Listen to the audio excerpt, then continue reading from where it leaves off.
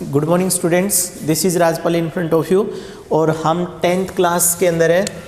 और गाइज हमारा जो आज का जो टॉपिक है वो है इंट्रोडक्शन ऑफ एल्डिहाइड ग्रुप। याद रखें carbon and its compound chapter हमारा चल रहा है। और बच्चा carbon and its compound chapter के अंदर आज तक alkane, alkene, alkyne, halo alkane, aldehyde ऐसे ग्रुप तक पहुँचे हैं। इससे पहले अल्कोहल ग्रुप हमारा लास्ट था। आज जो ग्रुप है वो एल्डिहाइड ग्रुप है।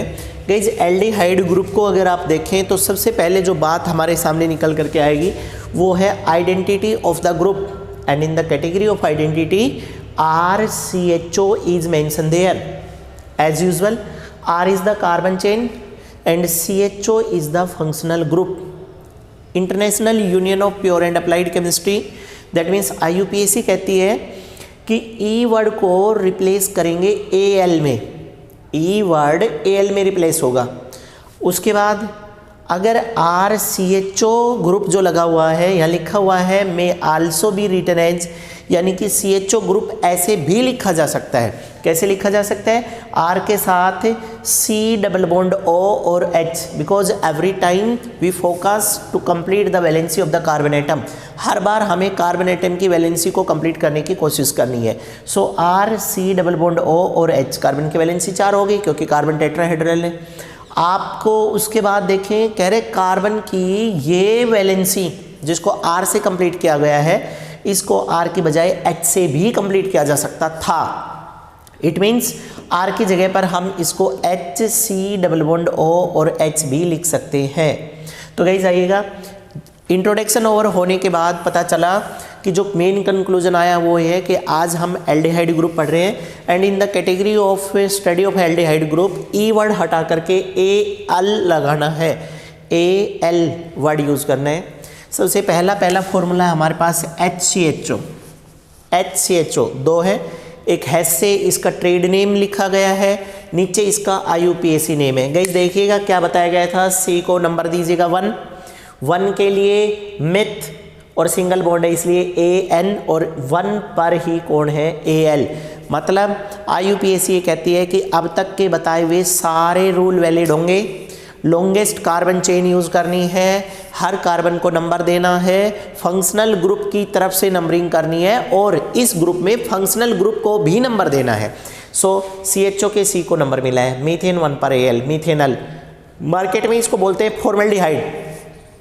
फॉर्मेल्डिहाइड के नाम से जाना जाता है गाइस, फॉर्मेल्डिहाइड या मीथेनल। नंबर बढ़ाइएगा, H की जगह पर एक कार्बन ग्रुप लगाइए CH3CHO। वैसे ट्रेड नेम मार्केट में फेमस है एसिटल्डिहाइड के नाम से, वैसे 1 और 1 2 के लिए इथेन 1 पर AL। नंबर बढ़ाओ CH3 CH2 CH2 CHO। अब की बार अगर बात करें तो 4 के लिए ब्यूटेन, इधर से नंबर किया था ब्यूटेन 1 पर AL।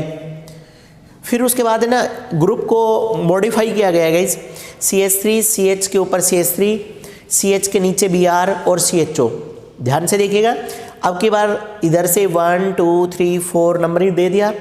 लिखते टाइम सबसे पहले अल्फ़ाबेट रूल रोज बताया जाता है आपको, the word which comes first alphabetically that will be written fast. यहाँ से अगर चले तो ब्रोमो और ये M, methyl M and that is bromo B, तो पहले कौन आएगा? ब्रोमो आएगा।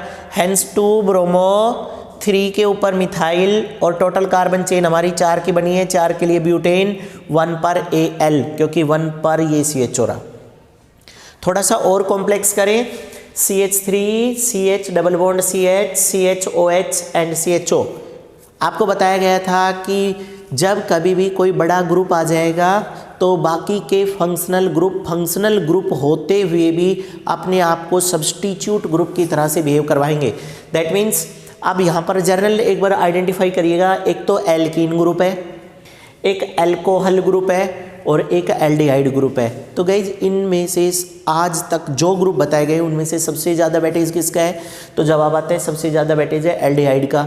तो एल्डिहाइड तो फंक्शनल ग्रुप रहेगा, बाकी सारे ग्रुप कैसे बन जाएंगे? सब्स्टिट्यूट।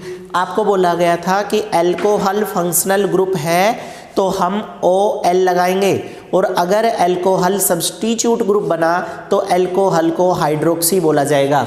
तो अब हमारे पास क्या आएगा?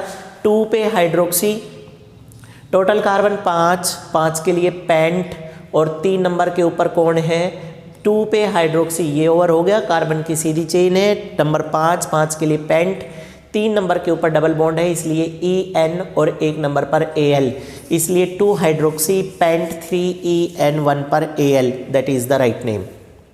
उसके बाद थोड़ा सा और आगे चले तो अब की बार देखिएगा 2 एल्डिहाइड ग्रुप लगाने की कोशिश की गई है, CHO, फिर उसके बाद CH2, CH के ऊपर Br, CHOH, C triple bond C, और उसके बाद CHO।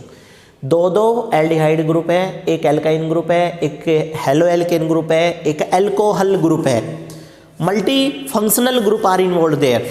अब की बार क्या करेंगे गाइज, रूल के अकॉर्डिंग चलेंगे, नंबर दे दिया, नंबर देने के बाद अल्फ़ाबेट ऑर्डर, क्योंकि एल्डिहाइड को छोड़ करके बाकी सब क्या बन गए, सब्स्टिट्यूट।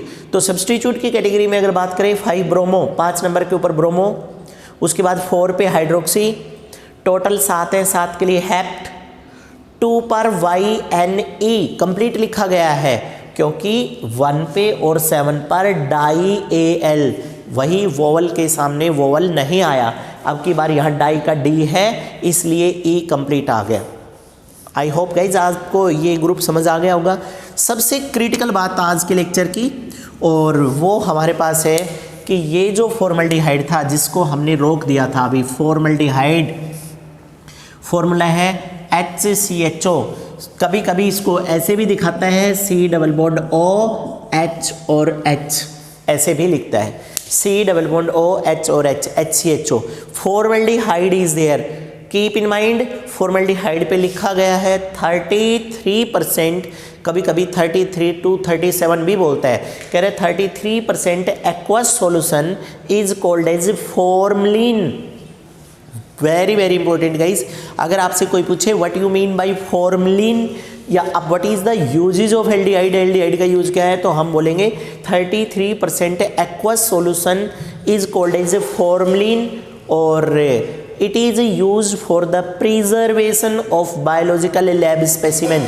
बच्चा बायोलॉजिकल लैब के अंदर जो स्पेसिमेन होते हैं, बीकर के अंदर फ्रॉग, कॉकरोच, ग्रास होपर, ऐसी कोई भी चीज़ अगर बीकर के अंदर रखी गई है तो वो स्पेसिमेन है, वो एक्चुअल है, बट वो जिस लिक्विड के अंदर डुबो करके वहाँ पर रखे गए हैं उसका नाम है फॉर्मलिन। और फॉर्मलिन कैसे बनेगी, फॉर्मलिन का बता दिया, 33% formaldehyde powder when start to mix with water then they will make a solution and that types of solution is called as formalin, उस solution को formalin बोलेंगे।